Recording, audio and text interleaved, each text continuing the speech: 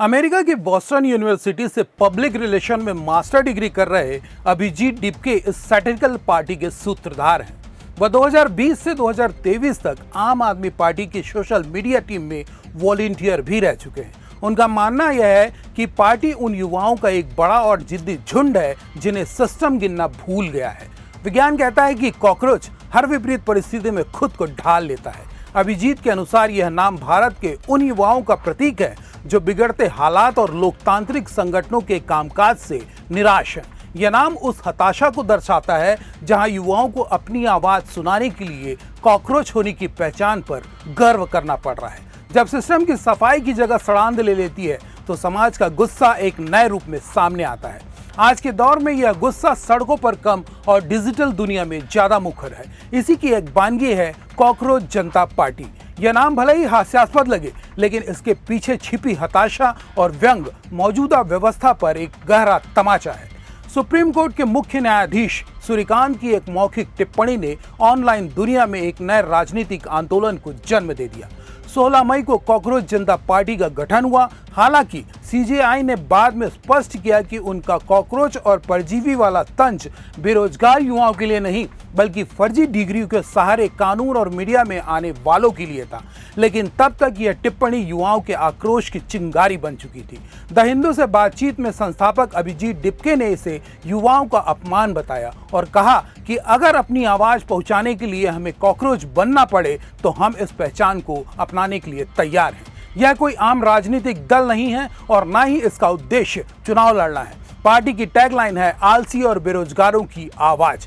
इसमें शामिल होने की योग्यताएं भी उसी व्यंग का हिस्सा है। पहली, बेरोजगारी। दूसरी, डले पड़े रहने वाला आलस। तीसरी, ऑनलाइन रहने की लत। और चौथी, प्रोफेशनली अपनी भड़ास निकालने की क्षमता।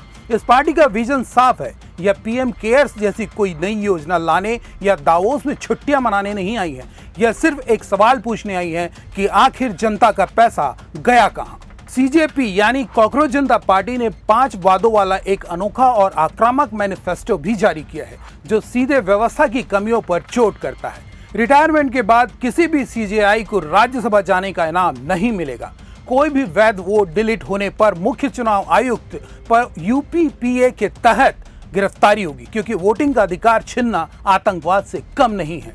महिलाओं को बिना सांसदों की संख्या बढ़ाए संसद और कैबिनेट में 50% आरक्षण मिलेगा। बड़ी कारपोरेट कंपनियों के चैनलों के लाइसेंस रद्द होंगे और उनके एंकर्स के बैंक खातों की जांच होगी। पाला बदलने वाले विधायकों या सांसदों के चुनाव लड़ने पर पाबंदी लगेगी और उन्हें 20 साल तक किसी भी पब्लिक ऑफिस में पद नहीं दिया जाएगा। इस डिजिटल व्यंग की सफलता का अंदाजा इसी बात से लगाया जा सकता है कि गठन के मात्र 2 दिन बाद 18 मई को दावा किया गया कि इस पार्टी से 50,000 लोग जुड़ चुके हैं।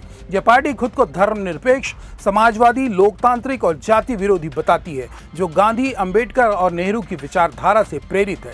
अभिजीत का स्पष्ट कहना है कि युवा व्यवस्था से अपना भरोसा खो रहे हैं क्योंकि सिस्टम अब उनकी सेवा नहीं कर रहा है। यह व्यंग उस निराशा का प्रतीक है जो सत्ता की अनदेखी से पैदा हो रही है। सीजेपी एक याद दिलाती है कि यदि लोकतांत्रिक ढांचा युवाओं की बात नहीं सुनेगा तो व्यवस्था के प्रति उनका आक्रोश कॉकरोच जैसी ढीठ और जिद्दी शक्ल अख्तियार कर लेगा।